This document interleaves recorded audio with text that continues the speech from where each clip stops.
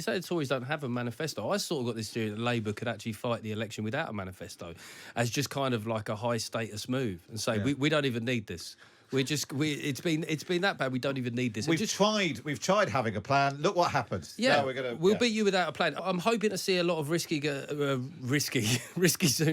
Rishi Sunak saying that he won't be lectured by, but I hope that he changes it up a bit and uses other phrases and says, "Oh, that's a bit rich coming from you," or "Hark at him coming off all high and mighty." Hark at her, because he keeps using that phrase. He just needs to mix it up. So I'm looking forward to that. I wonder if Starmer might have one of his high noble weeks where he picks some cause like victims of the Great Fire of London. You know, it might be one of those weeks for him, because I don't know if he's serious. Well, if he climbs into them a bit, there's a chance they might unite behind Sunak. So I'll be interested to see where he goes. Does it feel like they're in the mood to unite behind Rishi Sunak, Tim? Well, I would have thought one of the more interesting bits about this is whether he can cheer them up now, because the more important meeting for Rishi Sunak is not the one with Keir Starmer, it's the one at 5 o'clock where he has to go and meet all his backbench MPs. And if he's done well at PMQs, that meeting's probably likely to go a little bit more smoothly for him.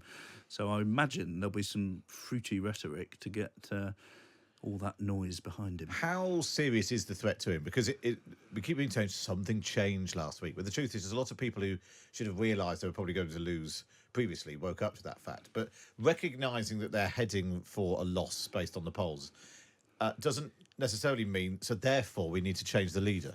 What was that line about, it's deadly important but not serious, or the other way around, or something like that? I mean, yes, there's lots of it. There's unsolicited calls coming into journalists saying, up with this, we will not put. You just wait. We're about to do something. I mean, my personal expectation would be that I think it's unlikely that they move against him before the local elections, not least because somebody else will then have to carry the can in the local elections, and it would be a bit nuts to want to do that.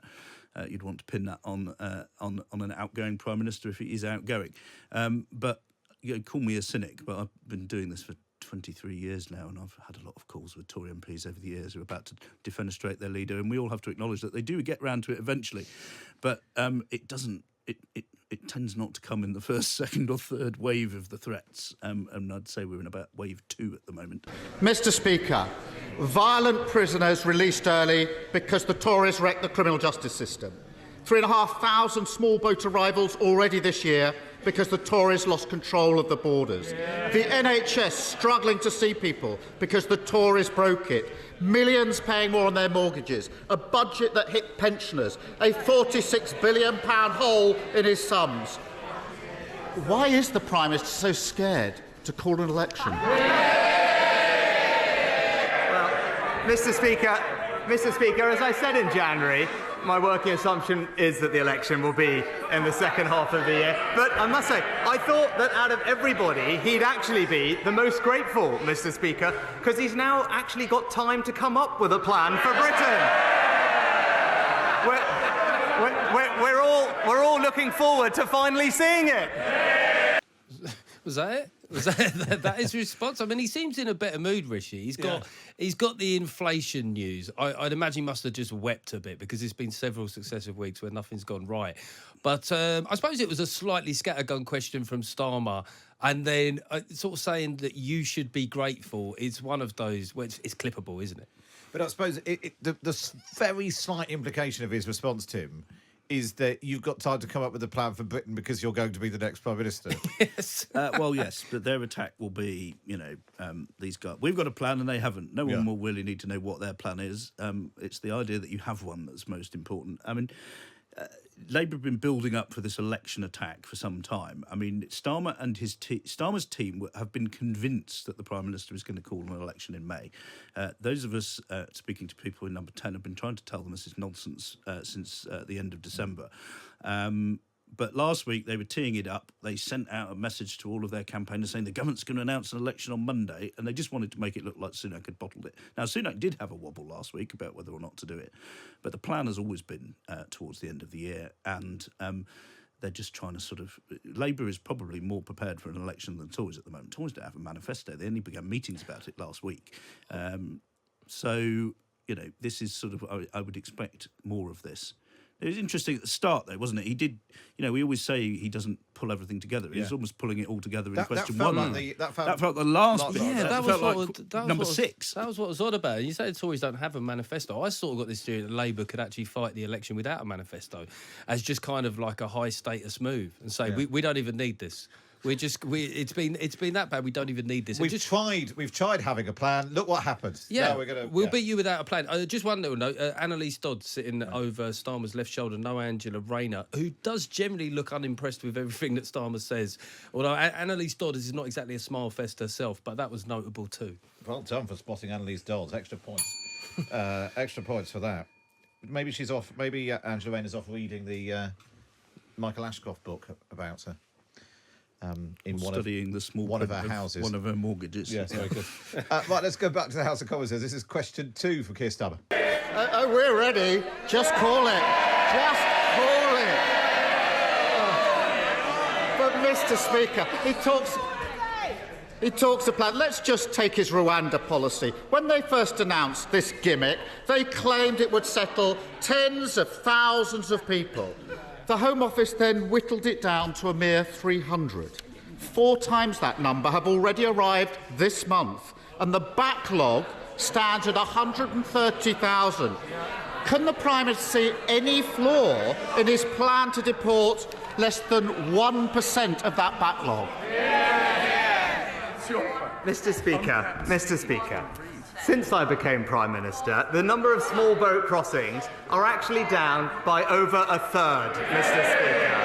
And that's because we've doubled National Crime Agency funding, we've increased the illegal enforcement raids by 70%, we've closed 7,500 bank accounts, deported 24,000 illegal migrants, and processed over 112,000 cases, more than at any point in the last 2 decades, Mr. Speaker. And it's crystal clear, as we're seeing from the Labour Party's opposition in this House, while we're committed to stopping the boats, the Labour Party would keep them coming.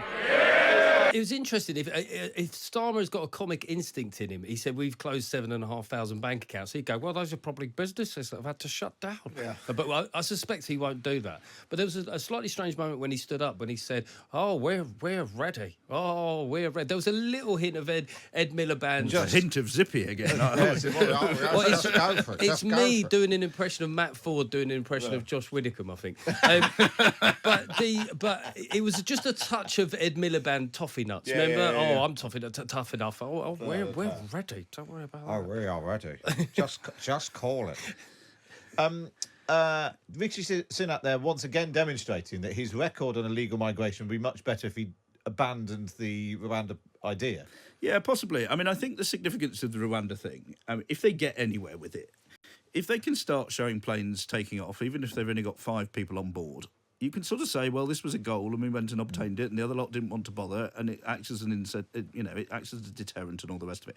The purpose of it really is as a political sort of symbol now, rather than the specifics of it. And this kind of works for both sides, because it allows Starmer to say the whole system's a shambles, it doesn't work, and your numbers don't work. And it allows Sunak to say, yeah, but you're not really interested in this, and you wouldn't do any of it, and the numbers would get even worse. And I think both of those propositions have a grain of truth in them. And it's one of those issues where there is a difference, which on most issues they're just sort of arguing over who would do it better. Who would do it better? What they would do is actually different. Yeah. And Starmer's a bit coy about that. I think Rwanda is now in the territory. Do you remember that point in Brexit where you would say the word and people go, oh. I think Rwanda is a slightly less sexy version of that. I think it's become a slight embarrassment. And I don't know what they think. Is they think they get people on planes, and then suddenly all the Conservative switchers will go, all right, I'm sorry for doubting you, we're going to vote for you. That's not what's going to happen. But like you say, it's sort of a convenient political battleground for the time being. And there is also a problem, is that the extent to which voters are just switched off from even listening to the Tories. And so even if they do if they get round to saying, oh, look, it's working, but it's possible that nobody's taken any notice. Well, people just do a cost analysis. When that first flight goes, they'll be able to go, right, this is how much it costs per person. You could have stayed at Sandals in Barbados for a year for this. So I don't know if Not they for $8,000 you couldn't. You're lucky to get one night there for that.